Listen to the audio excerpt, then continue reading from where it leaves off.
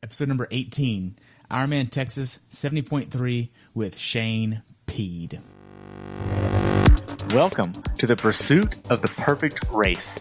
My name is Terry Wilson, and with each episode I bring athletes to you that share their experiences at races in order for you to find your perfect race. We will hear stories from athletes of all ages, abilities, and races of all distances. So regardless of where you fit in, there's something in it for you. Thanks for spending some time with me today. Now let the pursuit begin.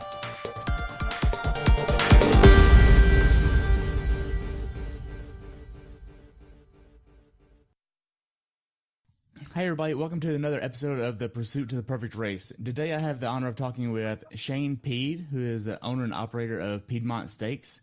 And this is his fourth year doing triathlons, and before that he started doing running races. And he competed in the 30 to 34 age group this year, and he had a personal record time of 4:58:37 at Ironman Texas 70.3 this year. I look forward to talking with you, Shane, about your race. Welcome to the show. Thanks. Good to be here. Awesome. So what made you want to do this race? So this is my third year doing Texas 70.3. So, I mean, I'm familiar with the course, and that was kind of my main motivating factor of going back there, as well as the early season race. And we're kind of coming off of a long winter in Nebraska, so I was hoping to go down there and find some warmer weather. Yeah. It didn't work out too well this year, apparently. Not quite, but I guess I would say I was cold adapted. Jeez. So when did you actually start going down to Texas from Nebraska? So I drove down on Friday of last week and drove all the way down to Texas and the rest of the drive on Saturday morning. And I followed that cold front the whole way down. So by the time I got there, I left Lincoln, Nebraska, and it was snowing. By the time I got down to Texas, the temperature had dropped to like 40 degrees on Saturday morning when I left Corsicana. And then it just kind of stayed down there for the whole weekend. The cold did. So, wow. So how was your training going into this race? It's been okay. We have a 5-year-old son and then a newborn. Well, she's 9 months now at home. So that's kind of tightened up my schedule a bit. And I've been forced to do a lot of my training late at night, like after we put the kids to bed. It's been okay. Just I've been very consistent with it.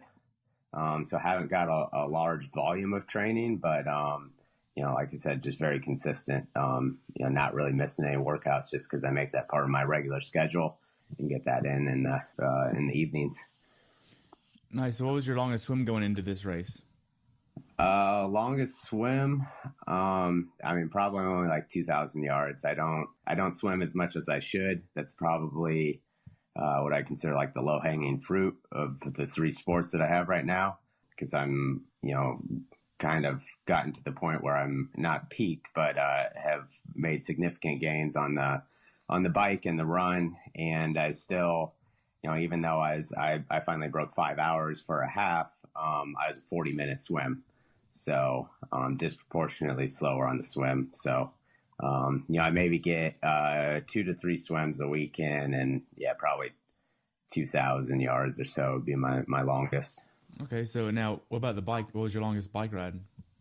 So that's another one. I had one long ride in back in February when we were out of town in warmer weather. But other than that, most of my rides, 60 minutes to 90 minutes tops. So just a lot of shorter workouts, trying to do some like high intensity intervals. I did bike a lot last year, so I still feel like I'm carrying over quite a bit of the endurance base that I built from that. Whenever you're training up in Nebraska, what kind of nutrition are you using day to day to help fuel your recovery? So the big thing for my training, because like I said, I'm doing a lot of shorter workouts now, so I don't really have to take too much in like during a workout if I'm only doing 60 or 90 minutes. But it's still really important, I think, right after the workout to get some good quality protein in. And with that, given my work, we usually have Piedmontese beef around, and that makes for a great source of lean protein to consume. Try to get that in shortly after a workout, and that's been a big part of my nutrition plan. Okay. Okay, now are you using Trainer Road or Zwift or anything? I do Zwift, so How do you I like ride that? that. I really like it. Keeps me engaged. I don't use it quite as much for the social aspect as a lot of people do, but more so just like the structured workouts that are already on the program, or like I've written some of my own, and I guess it kind of serves as a distraction as much as anything. Gotcha. But yeah, that's been a big help for me. Nice. So now then, what about the run? What was your longest run going into this?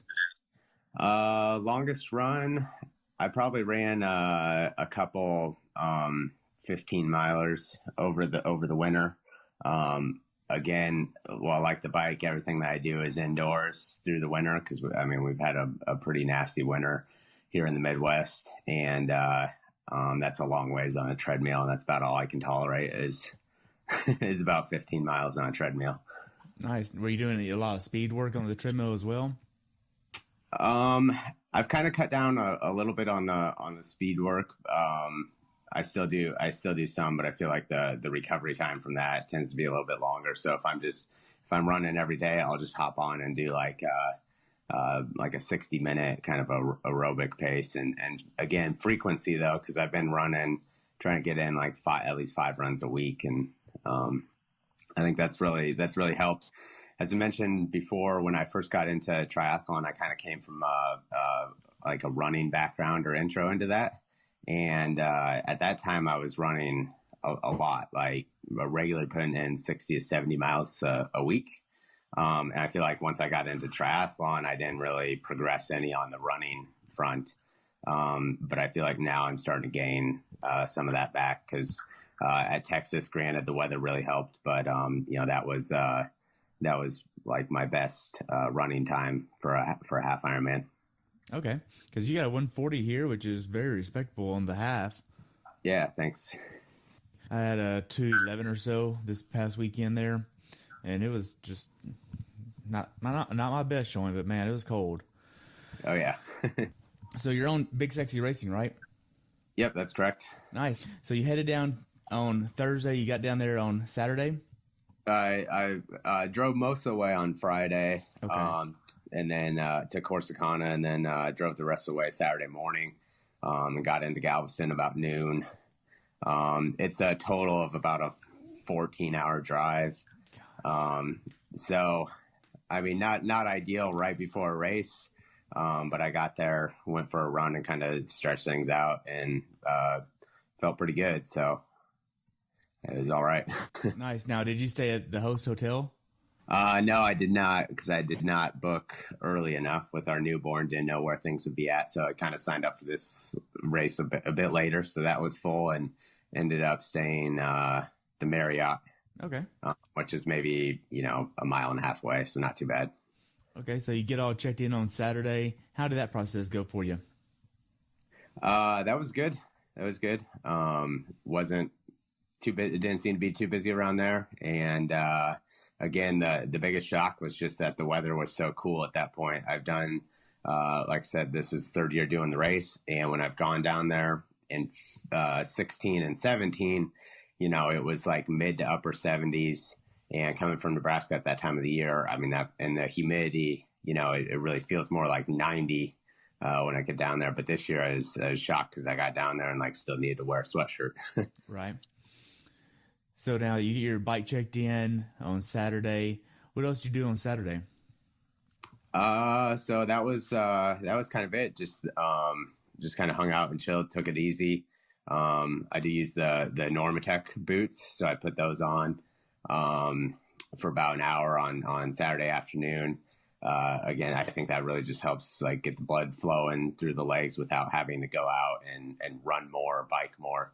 So that's kind of typically part of my preparation going into a race is to just throw those on and keep the circulation going. Okay. On Saturday, did you have a certain meal that you wanted to eat before the race? No, not really. Trying to remember what I had now. I think I typically will eat like a sandwich or something. I mean, I want to say maybe I had gone to Jimmy John's, got a sandwich, just, get a decent amount of carbs in. And something too that like I'm not venturing out. Like I feel like stick with those places that I think are probably pretty sanitary, so I don't have to potentially risk any, foodborne illness or anything of that nature. So, Gotcha. Yeah, so I did that. Okay, so now then, what time did you try to hit the rack on Saturday? Fairly early, actually, just because the timing of things. So, like when I got in, got checked in, checked my bike in fairly early. Actually, a lot of times I wait until the very end to check in before I go put my stuff in. But did that early so that I could go get checked into the hotel and get a brief run in. So okay, now then, when you checked your bike in, did you put anything over your handlebars or seat? No, I did not. I don't know. I guess I typically don't do. I figure, if I'm coming out of the water, I'm soaked anyways. I'm not too worried about that. One thing, and I'm not too sure how much water can affect it, but I was running one of the ice friction chains. I did not cover that, but everything obviously seemed to run fine. So okay. So the night before the race, what time did you try to go to bed? I try to go to bed by 10, but because I'm so used to doing my workouts late in the evening after we put the kids to bed, I've kind of gotten in this habit of where I'm not going to sleep until at least midnight. So to try to change up my routine the night before a race is pretty difficult to do. So I don't think I fell asleep again until close to midnight, which then led to about not quite 4 hours of sleep. Wow. So what time did you wake up on race day? So I got up a little bit before 4. I guess that was one of the disadvantages to not staying at the host hotel was I had to go. I get there and find parking. I was worried if I waited till closer to the cutoff to get into transition that I'd have to park further away. And then I think we were 7:56 swim start. So I got there, got all my stuff set up, and then I had a couple hours to go just set my truck and thought I could get a nap in, but wasn't able to because I'd already had all my coffee for the morning. Right. So you get everything set up in transition. What did you actually do in transition? I know you laid everything out. Do you have a certain way you lay things out to help you speed through transition? I don't leave my shoes clipped in. I leave those up front, like in front of my running shoes, since that'll be the first transition. Helmet on top of those, and that's it, really. Keep it pretty simple. And then that way I don't have too many things to worry about in transition or things to forget. And I guess that's one thing now that I'm in my 4th year of racing that I haven't worked specifically on, but I think I've improved to the point where I've cut down 2 or 3 minutes off of my average transitions, just because I'm accustomed to or getting used to the process. Okay, now then, you aired up your tires the morning of? Yeah, I do. I'm running typically run latex tubes, so with those, you have to air up the morning of. Okay. What kind of PSI were you using? I ran about 100. Okay. And are you using deep wheels for this race? Yeah, I ran a disc and a 808 in the front, which is almost a 90 millimeter in the front, which is the first year again down in Texas that I've done that because the last 2 years it was very strong crosswind. So I ran a disc and then a shallower wheel on the front just because I was worried about, 20 to 25 mile an hour crosswinds that we've had in the past down there can make that front wheel really wobbly. But this year it was more, the wind was a little bit lighter and it was more of a tailwind out, headwind back. So it was more head on and it wasn't messing with the steering wheel quite as much. Okay. So you get everything set up in transition, you head back to your truck for a little bit, hang out, and then your send-off time is 7:56. What do you do between? I tried to get a little nap in, but wasn't able to. I ate a granola bar to get a few more calories in, and had a bottle of the F2C glycodurance, which is What I also used for all my nutrition on the bike, and this was the first time I've raced using that product. I've kind of experimented with lots of different stuff in the past, and so that's what I did during that time. That's what I had for additional nutrition right before the race. Did you have a certain amount of calories you were trying to hit per hour? Yeah, roughly. On the bike I did, because I took it was about 800 calories on the bike. So, that equates to, it was a little over 300 calories per hour on the bike. Given that it was much colder, I think it was just easier to take that in and easier to digest it. Was, I guess, the one benefit to the cold. Right. So right before you get in the water, we actually linked up right before we went through the gate, and we got in the water at the same time because we were in the same age group. So what was it like for you? It felt nice to get in the water. The water temperature was about 20 degrees above the air temperature. So that was really the warmest part of the whole day, was getting in that water, and never felt so good. Right. To jump in the water there. And that was kind of a nice start to the day. It's a bit of a walk over there to the swim starters, so by that point I was starting to get a little chilled. And you used the full sleeve suit? Yeah, I did use full sleeve. Yep. Nice. Now, did you use any type of cream to not have chafing anywhere?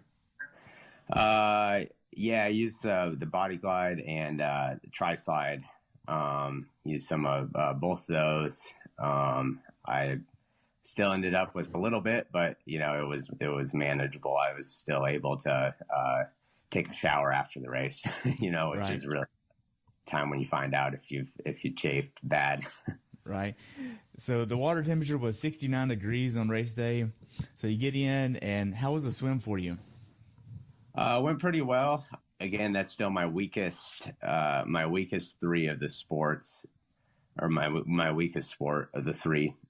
I swam about 40 minutes, which is kind of tied for my best swim time at 70.3.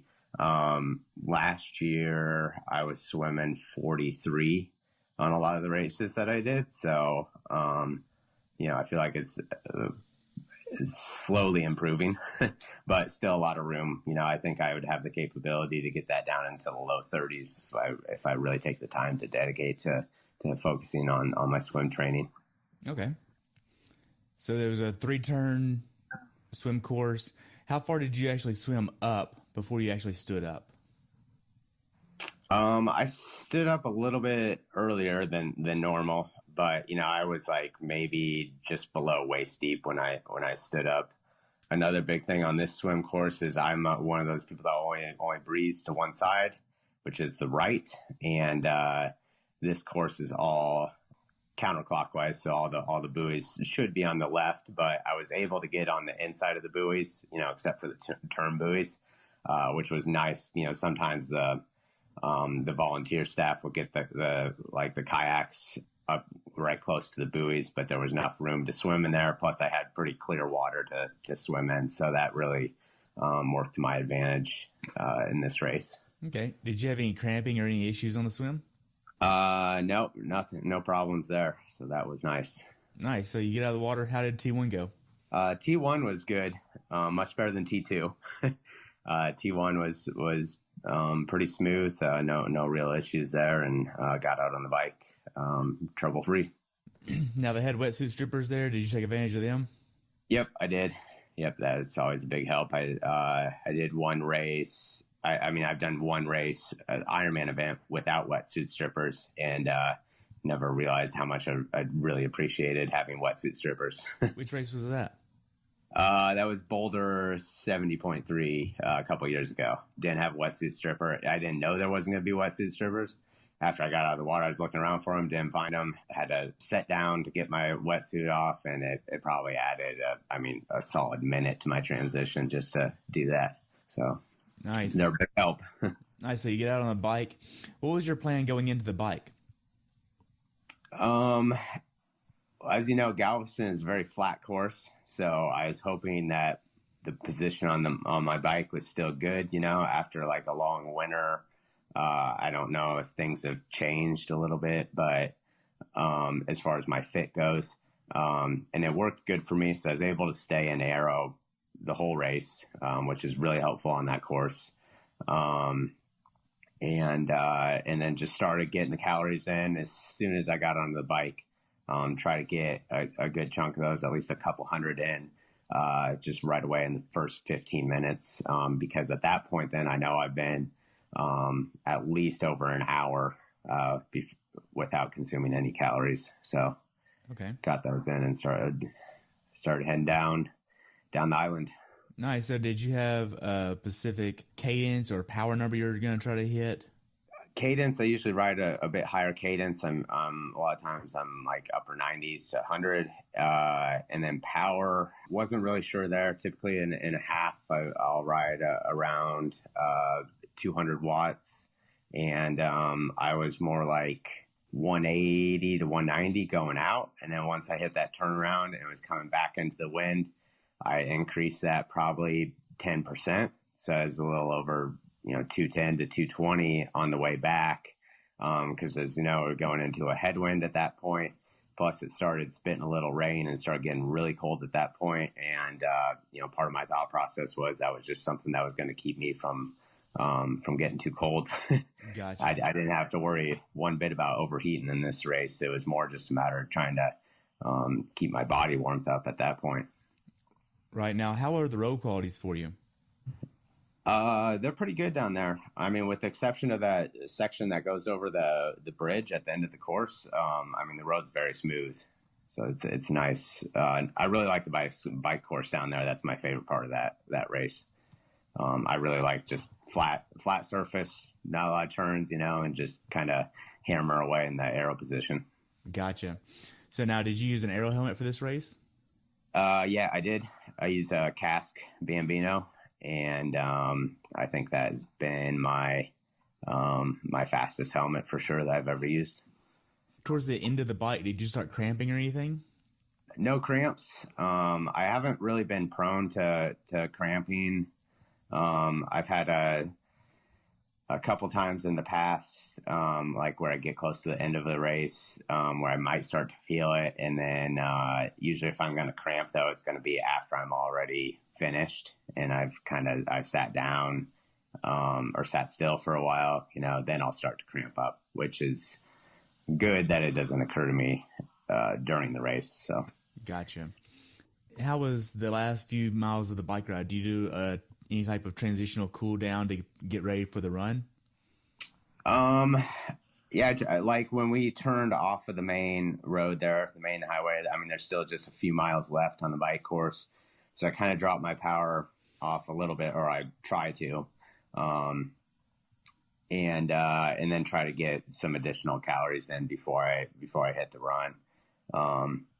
There again, try like in that last 15 minutes, try to squeeze in another 100 to 200 calories, because I really don't like taking calories in on the run or carrying stuff with me.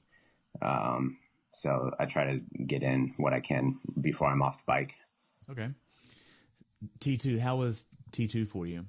T2 was a challenge because I got in and I knew I couldn't feel my hands before that because I was having trouble like getting my bottles out of the cages on the bike and stuff. And actually I used electronic shifting and it was a struggle even just to shift on the bike. So I knew I was losing a lot of sensation in my hands.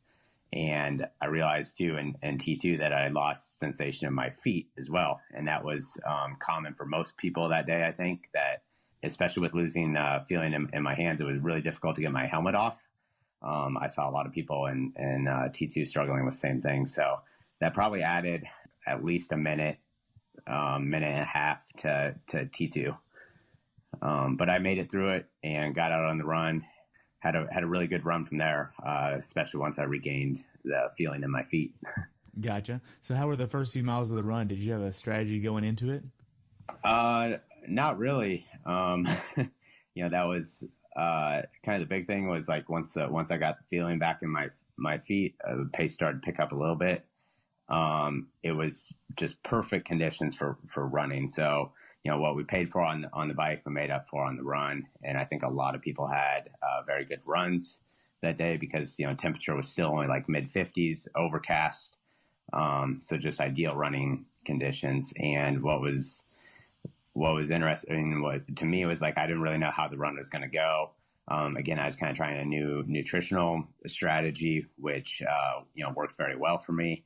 And the run ended up going, very well due to that, as well as the conditions. And, I believe I even ran a negative split for the run. Nice.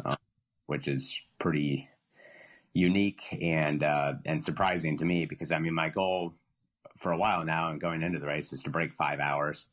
And starting out on that run, I knew I'd have to run like a 140 to break that, but I didn't think that was even going to be a possibility until I got about 5 or 6 miles into it and still holding that same pace and wasn't really getting fatigued and just kind of kept with it.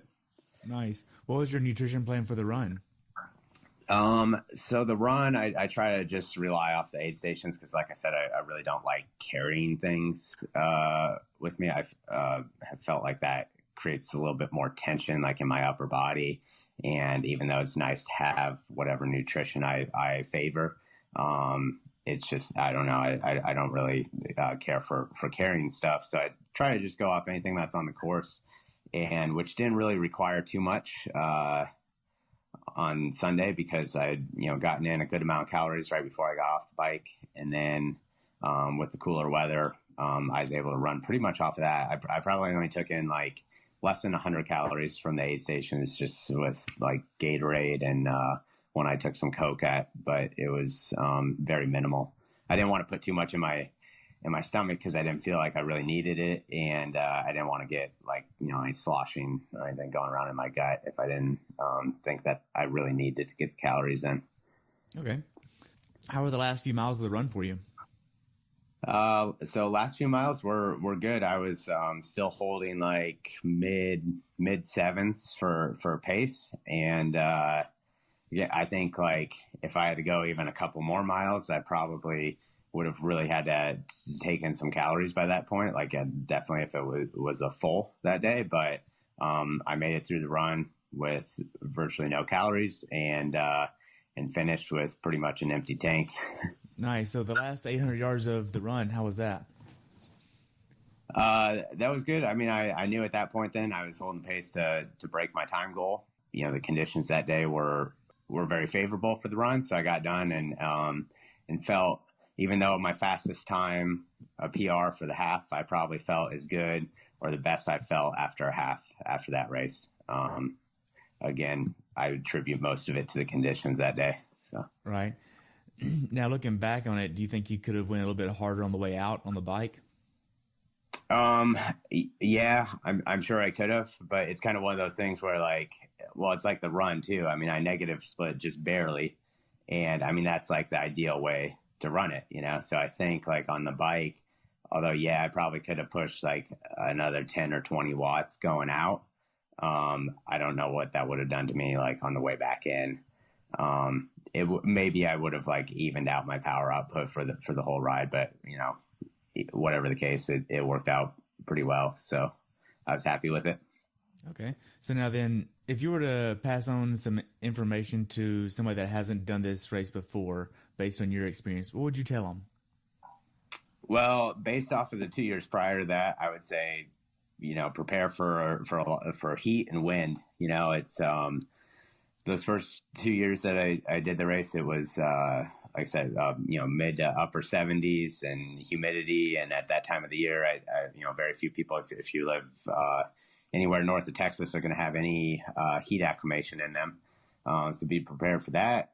That wind wasn't so bad on the bike course this year. I think typically it's kind of a crosswind. So just being prepared for that and being dialed in your fit, because with it being just such a long, flat course, you can really take a lot of advantage of getting a good aero position on that.